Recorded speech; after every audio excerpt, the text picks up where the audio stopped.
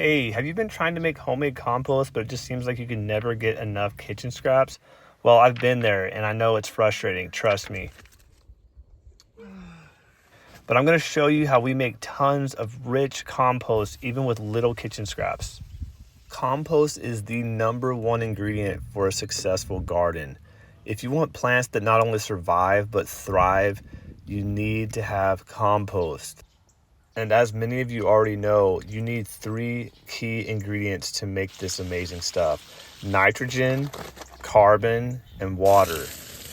Typically, kitchen scraps provide the nitrogen, but what if you don't have enough scraps?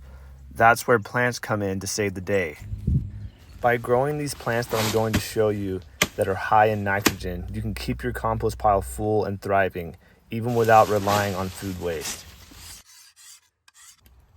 First up, we have arrowroot, also known as canna edulis. This plant is amazing because it grows quickly, producing large, juicy leaves that are perfect for adding to your compost. The best part, you can chop it back multiple times a season and it grows right back, ready to go again. Also, its tubers and leaves are edible. Next is comfrey. This plant is a superstar when it comes to composting. Its deep taproot pulls up nitrogen, phosphorus, and potassium from deep in the soil, making it a well-rounded composting companion. Plus, chickens love it, and once it's established, you can harvest it multiple times throughout the season. You can even make salves out of the leaves to relieve pain, reduce inflammation, and increase healing. Another plant to consider is the sweet potato vine. As the plant grows and sprawls out into your walkways, you can cut them back many different times during the season, and they make an awesome addition to your compost pile. They also will give you delicious sweet potatoes. I really like dual purpose plants. I love sweet potato vines because they're so tender, they have tons of nutrients, and they compost down really quick. You can also use them similarly like you would use spinach, and saute them and put them in meals.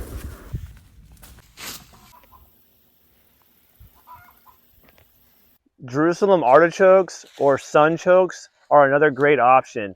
These plants are super prolific. You can cut them back multiple times in a season, and they grow awesome complex carbohydrates as tubers in the ground.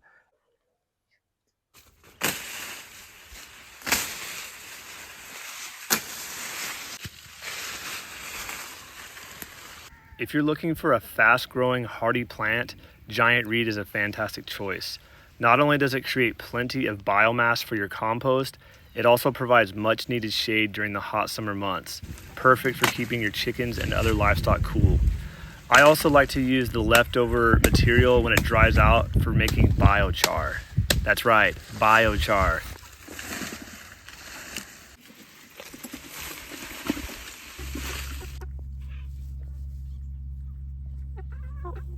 If you have chickens, another fantastic nitrogen input is their manure. So you can come in, scrape it off into a bucket like this, or you can take a shovel and go under the roosting bars.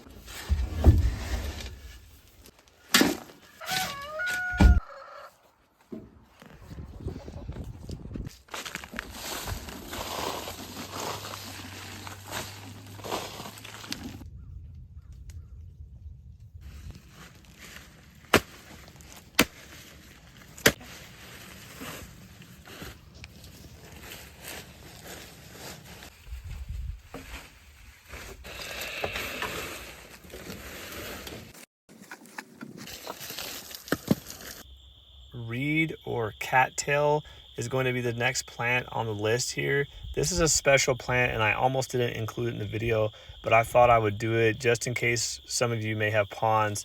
These are a really nice addition to your compost pile. They help, create this nice balance between the nitrogen and carbon material. They add moisture, and they're another one of those plants that has, different purposes. Like you can use the roots apparently for as like a starchy type food, and the upper part, a lot of people use them for basketry.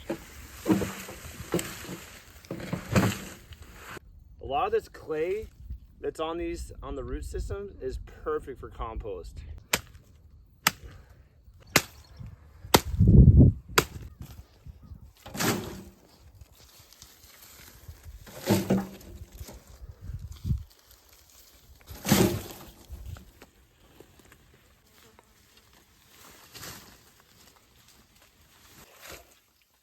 we're just layering this on here in different stages. So a layer of nitrogen or greens, and then a layer of browns, your carbon. And we just keep going back and forth till we get it high enough to where we want it. There's nothing, no specific ratios. We're just like putting a layer of brown, layer of green, layer of brown, layer of green. So this is what we're going for right here. We want to turn this into this.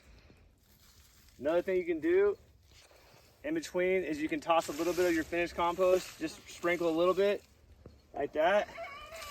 And that also gets the microorganisms kind of going and kickstart this pile. All right, time to put some wood chips on there.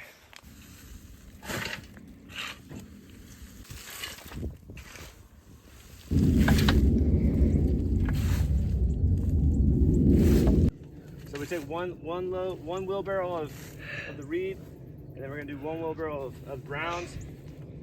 The good news is, if you don't have that exact amount, it's okay, your pile will still be fine. We have not bought compost in years now because we're able to create enough here right on our land. And that's what I'm trying to help you guys get to as well, where you can have this rich compost available whenever you need it.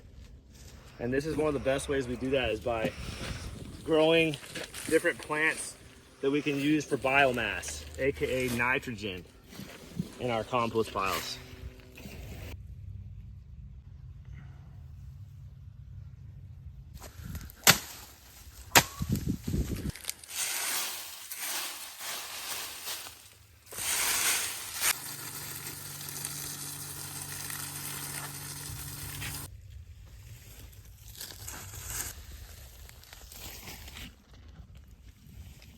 It has a very composty smell.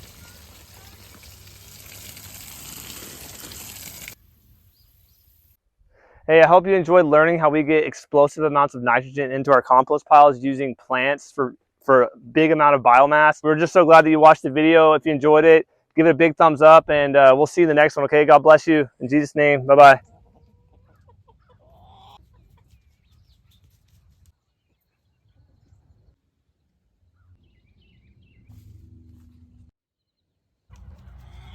Si quieres mi montañita de mods, tienes que vencerme a mí.